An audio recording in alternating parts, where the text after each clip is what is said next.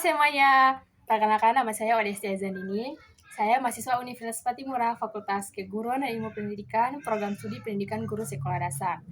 Dalam video ini, saya akan membahas tentang kurikulum 1994 dan kurikulum Merdeka. Setelah itu, kita bandingkan dengan kurikulum di Jepang. Kenapa perubahan kurikulum yang terlalu cepat bisa bikin learning loss, dan 3 saran konkret yang bisa kita tiru dari Jepang. Tujuannya bukan nyalahin, tapi biar kita ngerti polanya dan bisa kasih masukan yang membangun. Oke, kita masuk yang pertama yaitu sisi histori kurikulum 1994 dan kurikulum Merdeka. Kurikulum 1994, kurikulum ini yang lahir di era Orde Baru. Fokus utamanya adalah CBSA, yaitu atau cara belajar siswa aktif. Tujuannya biar siswa nggak cuma dengerin guru ceramah satu arah.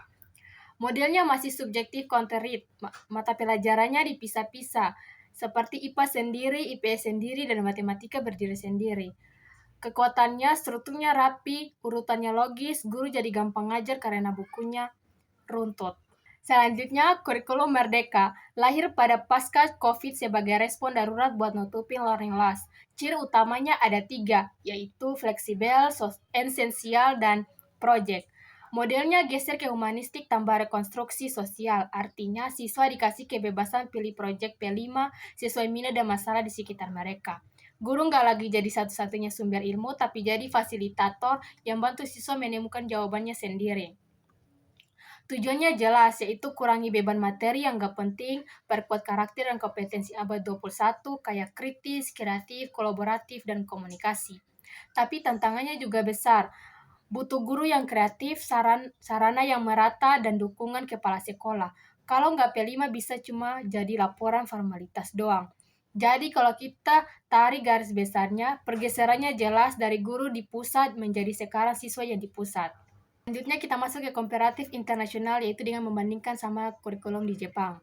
Selanjutnya model pengembangan kurikulum Jepang. Jepang pakai model humanistik dengan unsur rekonstruksi sosial. Mereka nggak kerja banyak materi, fokus utamanya adalah kemampuan untuk hidup. SD di Jepang belajar akademik seperti matematika dan sains, tapi barengan dengan belajar kerjasama, tanggung jawab, dan pemecahan masalah nyata.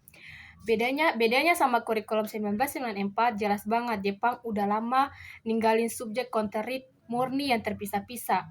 Miripnya sama kurikulum Merdeka, sangat mirip keduanya kasih ruang besar buat proyek, eksplorasi, dan pembelajaran kontekstual. Bedanya Jepang adalah jalanin ini konsisten selama puluhan tahun. Selanjutnya, strategi penguatan karakter dan kompetensi abad 21. Jepang mereka nggak bikin mata pelajaran khusus karakter, mereka masukin karakter lewat budaya sekolah sehari-hari.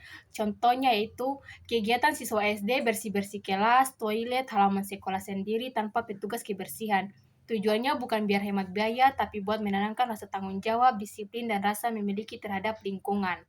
Contoh yang kedua yaitu budaya kerja guru di Jepang. Setiap minggu guru-guru saling buka kelas, yang lain datang lihat, habis itu diskusi bareng.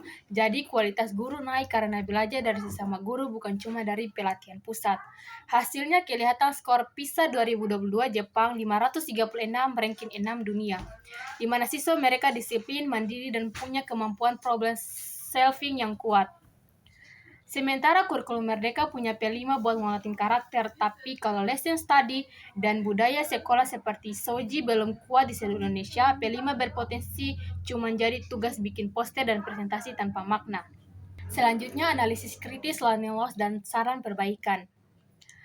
Masalah di Indonesia, kurikulum kita ganti 5-7 tahun. Akibatnya, guru capek adaptasi, baru paham ke-13 tiba-tiba harus belajar kurikulum Merdeka.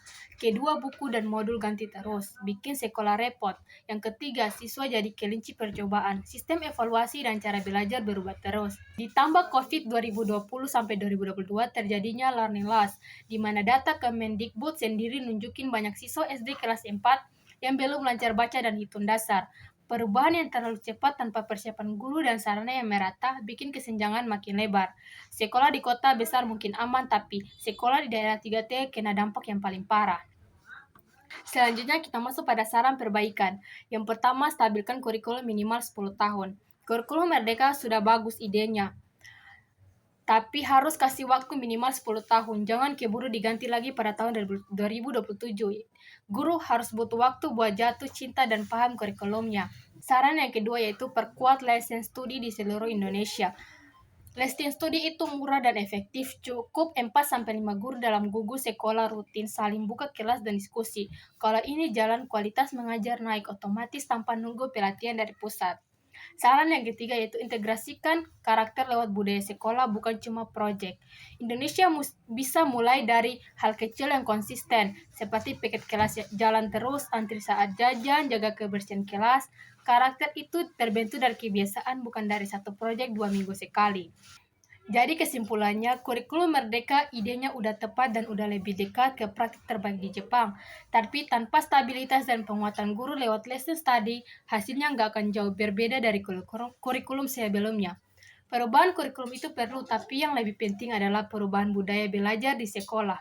Kurikulum di atas kertas bisa sempurna, tapi kalau guru dan budayanya nggak siap, hasilnya tetap sama.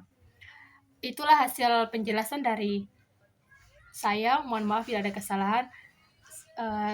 Sampai jumpa di video selanjutnya.